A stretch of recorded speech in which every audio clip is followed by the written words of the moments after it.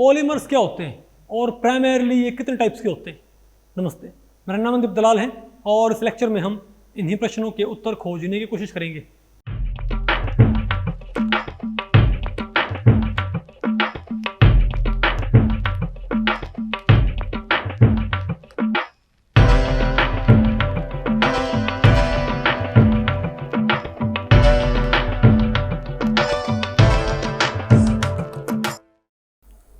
तो भाई आज हमें क्या पढ़ना है बताइए। चैप्टर 6 पॉलीमर केमिस्ट्री, और इसमें पहला टॉपिक हमारे पास बताओ क्या है, definition and classification of polymers. तो भाई इस टॉपिक को हमने टोटल 2 सेक्शंस में डिवाइड किया। पहले हम क्या पढ़ेंगे, डेफिनेशन ऑफ पॉलीमर्स, फिर हम क्या पढ़ेंगे, क्लासिफिकेशन ऑफ पॉलीमर्स। अब देखो भाई पहली बात तो ये, क्योंकि आपने जो पॉलीमर्स हैं वो आपने 11th 12th में ऑलरेडी पढ़ रखे हैं ना, तो ये आपको पता है इसके कई सारे क्या होते हैं डेफिनेशन। अरे भाई पॉलीमर्स का भाई जो क्लासिफिकेशन कई तरह का होता है ना। बताओ भाई किसके बेसिस पे बोलते नहीं है, natural polymer, synthetic polymer, isn't it, या इलास्टोमर वगैरह कि भाई इनके अंदर स्ट्रेंथ कौन सी है, इजंट इट। तो इनको आपको पता है क्लासीफाई करने के कई सारे तरीके होते हैं, लेकिन हमने यहाँ पर मेनली कौन सा क्लासिफिकेशन पढ़ना है, सिर्फ और सिर्फ बताओ कंडेंसेशन और भाई एडिशन पॉलीमराइजेशन। पता होगा ना आपको भाई, कंडेंसेशन एंड एडिशन पॉलीमर्स, सिर्फ ये वाला क्लासिफिकेशन, क्योंकि इसके बेसिस पे आपने जो मोड ऑफ पॉलीमराइजेशन आगे वो पढ़ना पड़ेगा। ठीक है बात। तो पहले बताओ हम क्या पढ़ते हैं, डेफिनेशन ऑफ पॉलीमर्स। तो पॉलीमर्स क्या होता है, ए पॉलीमर में सिंपली डिफाइंड एज सब्सटेंस और material consisting very large number of molecules or macromolecules composed of many repeating subunits। तो भाई बताओ, तो पॉलीमर्स क्या होते हैं, हम ये कह सकते हैं भाई these are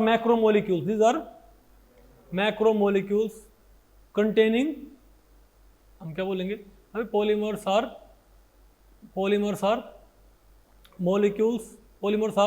very large molecules containing a repeating structural unit, जिसको हम क्या बोलते हैं, मोनोमर। ठीक है बात।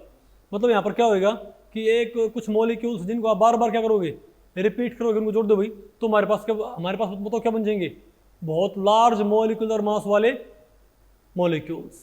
ठीक है। फॉर एग्जांपल अगर मान लिया आप इथाइलिन, क्या CH2, अगर आप इन यूनिट्स को आपस में जोड़ते गए, अगर आपने CH2 यूनिट्स आपने भाई बहुत सारी आपने CH2 यूनिट्स ऐड कर दी, तो बताओ हमारे पास क्या बन जाएगा, बताओ हमारे पास क्या बन जाएगा, पॉलीइथाइलिन यानी कि पॉलीथीन, इजंट इट। तो ध्यान रखियो भाई, हम कह सकते हैं polymers are some macromolecules, polymers are macromolecules, जो बहुत बड़े मॉलिक्यूल्स होते हैं। Polymers are nothing but macromolecules containing a repeating structural unit.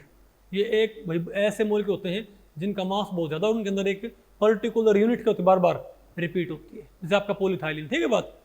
अब ध्यान रखियो भाई, सारे पॉलीमर्स क्या होते हैं, मैक्रोमोलिक्यूल्स। भाई नाम देखो, मैक्रोमोलिक्यूल यानी बहुत बड़े मॉलिक्यूल्स।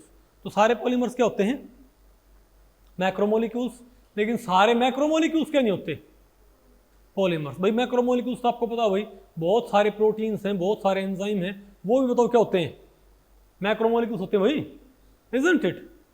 नहीं बताओ आपको पहले पढ़ी, हमको पता है मायोग्लोबिन क्या होता है, मायोग्लोबिन भी क्या होता है, एक मैक्रोमोलिक्यूल होता है, इजंट इट। और बहुत सारे प्रोटीन्स होते हैं, लेकिन उनका मोलिकुलर मास बहुत ज़्यादा होता है, लेकिन उनके अंदर कोई रिपीटिंग स्ट्रक्चरल यूनिट ना होती भाई। बात आपको पहले पढ़ रही है। तो अगर मान लिया किसी मॉलिक्यूल का मास बहुत ज़्यादा है, तो मैक्रोमोलिक्यूल तो है लेकिन वो पॉलीमर नहीं है, क्योंकि उसके अंदर भाई कोई रिपीटिंग स्ट्रक्चरल यूनिट। तुम क्या बोल सकते हैं, all polymers are macromolecules but all macromolecules are not polymers. बात आपको पहले पड़ गई। और भाई एक हम आपको बताएं, यहाँ पर एक होता है यहाँ पर डिग्री ऑफ पॉलीमराइजेशन। क्या भाई डेफिनेशन ऑफ पॉलीमर्स एक यहाँ पर क्या होता है, डिग्री ऑफ पॉलीमराइजेशन। इसका मतलब क्या होता है बताओ, कि भाई किसी पॉलीमेरिक मॉलिक्यूल में कितने मॉलिक्यूल हैं, वो क्या होगा उसका degree of polymerisation. For example अगर मैं ये कहूँ, मान लिया आपने इथाइलिन, क्या भाई आपने CH2 डबल बॉन्ड CH2 आपने भाई ये यूनिट आपने आपने यूनिट जोड़ दी, तो क्या हो जाएगा हमारे पास, क्या बन जाएगा बताओ भाई, बताओ भाई हम क्या बोलेंगे CH2 N नहीं होगा हमारे पास ये। बोलो भाई, अगर मान ले भाई 1000 इथाइलिन यूनिट जुड़ गई आपस में और उन्होंने क्या बना दिया बताओ भाई, 1000 इथाइलिन यूनिट अपन जुड़ गई और उन्होंने क्या बनाया, एक मैक्रोमोलिक्यूल। तो हम क्या बोलेंगे यहाँ पर, डिग्री ऑफ पॉलीमराइजेशन क्या बताओ भाई, 1000। और हमको कैसे मालूम पड़ेगा, अगर आप एक पॉलीमर का मास, अगर आप एक पॉलीमेरिक मॉलिक्यूल का मास भाई, अगर आपने 1000 इथाइलिन यूनिट आपने जोड़ दी, तो जो हमारे पास भाई जो मास बनेगा पॉलीमेरिक मॉलिक्यूल का, वो कितना ज़्यादा बनेगा बताओ, 1000 गुना ज़्यादा नहीं होगा किससे मास के, क्या इथाइलिन के मास से वो 1000 गुना ज़्यादा नहीं है क्या। तो बताओ, तो डिग्री ऑफ पॉलीमराइजेशन क्या होता है, तो mass of molecular mass of the polymeric molecule divided by, इसको बोलते हैं DOP, डिग्री ऑफ पॉलीमराइजेशन। बताओ क्या जाएगा हमारे पास, ये मास of the polymeric molecule by mass of the monomer unit. Monomer आपको पता है यहाँ पर क्या, जो यहाँ पर रिपीटिंग स्ट्रक्चरल यूनिट है उसी को हम क्या बोलते हैं, मोनोमर। तो आप भाई पॉलीमेरिक मॉलिक्यूल के मास को आप मोनोमर के मास से भाग कर दो, आपके पास क्या जाएगा, डिग्री ऑफ पॉलीमराइजेशन। लेकिन मैं आपको बताऊँ, आप आगे ये पढ़ोगे कि क्योंकि किसी पॉलीमेरिक सैंपल के अंदर, अगर किसी पॉलीमेरिक सैंपल के अंदर सारे जो पॉलीमेरिक मॉलिक्यूल हैं वो एक से मास के नहीं है, कई बार क्या होता है भाई, वो अलग अलग मास के होते हैं। क्या होता है, कई बार क्या होता है भाई, पॉलीमेरिक सैंपल के अंदर सारे मॉलिक्यूल्स एक से मास के नहीं होते, कुछ एक मान ले क्या है, मान ले 10,000 मॉलिक्यूल हैं, तो 3000 एक मास के हैं, 4000 एक मास के और 3000 एक मास के। बात आपको पहले पड़ रही है। तब आपने यहाँ पर क्या करना पड़ता बताओ, तब आपने भाई उनके एवरेज मॉलिक्यूलर मास निकालना पड़ता है, क्या एवरेज मॉलिक्यूलर मास। तो उस केस में बताओ भाई, तो बताओ उस केस में डिग्री ऑफ पॉलीमराइजेशन बताओ कैसे आता हमारे पास, बोलो भाई बताओ। तो इसको ये MW क्या है, वेट एवरेज, ये क्या हमारे पास वेट एवरेज मॉलिक्यूलर मास, ये क्या भाई वेट एवरेज मॉलिक्यूलर, यानी एक मॉलिक्यूल का एवरेज मास, वही वेट, इसको क्या बोलते हैं, वेट एवरेज मॉलिक्यूलर मास भाई। क्योंकि जब हमारे पास अगर बहुत सारे टाइप के क्या हैं पॉलीमेरिक मॉलिक्यूल सैंपल के अंदर, तो आपने किसी मॉलिक्यूल का एवरेज मास तो निकालना पड़ेगा। तो मेरे पास क्या है, वेट एवरेज मॉलिक्यूलर मास। पर भाई कैसे निकालते हैं आपको बताएंगे आगे, divided by mass of monomeric, यहाँ पर MO बताओ क्या है, बोलो भाई। तो MW क्या है, weight average molar mass of the polymer, और MO क्या है, molar mass of the monomer unit. नहीं क्या आपको, तो ये भी इसका फॉर्मूला ध्यान रखियो भाई, ये इसके 2 फॉर्मूले हो गए डिग्री ऑफ पॉलीमराइजेशन के। ओके, तो मेरे ख्याल से आपको भाई डेफिनेशन और इंपॉर्टेंट टर्म्स आपको मालूम पड़ गई कि मोनोमर क्या होते हैं भाई, पॉलीमर क्या होते हैं। ओके, अब बताओ हम क्या पढ़ते हैं, बताओ भाई क्लासिफिकेशन ऑफ पॉलीमर्स। भाई देखो आपको पता है पॉलीमर्स को क्लासिफाई करने के कई सारे तरीके होते हैं, लेकिन आपने पर्टिकुलरली बताओ भाई कौन से पढ़ने हैं, बोलो भाई। ध्यान रखियो कि भाई आपको पता है कि पॉलीमर्स को क्लासिफाई करने कई बेसिस होते हैं, लेकिन हमने जो मोड ऑफ पॉलीमराइजेशन है हमारे लिए MSc लेवल पे कौन सा इंपॉर्टेंट होता है, कौन सा क्लासिफिकेशन इंपॉर्टेंट होता है, mode of polymerization.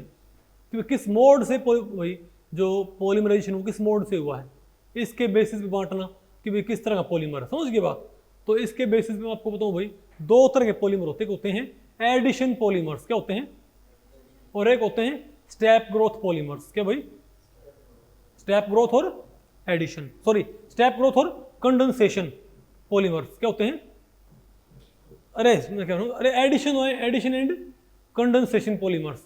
Addition polymers को क्या बोलते हैं बताओ, चेन ग्रोथ पॉलीमर्स। क्या बोलते हैं, क्योंकि यहाँ पर भाई मोड और यहाँ पर भाई क्या होता है, चेन ग्रोथ पॉलीमराइजेशन के जरिए बनते हैं एडिशन पॉलीमर्स, ठीक है। और एक हमारे पास क्या होते हैं, कंडेंसेशन पॉलीमर्स।